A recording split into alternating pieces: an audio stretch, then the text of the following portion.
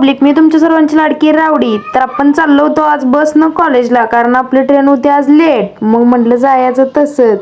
मग गेलो कसं आवरून मस्तपैकी गेलो गावात गेल्यावर म्हटलं आता आपली मैत्रिणीची, त्यामुळे तिला घेतली. डायरेक्ट आपण आलो स्टँडवर यायला अजून बस यायला वेळ होती, त्यामुळे म्हटलं जरा व्हिडिओ काढून घेऊया. मग बस काय येईन चालती, म्हटलं आता येईल मग तवर आपली बस पण आली.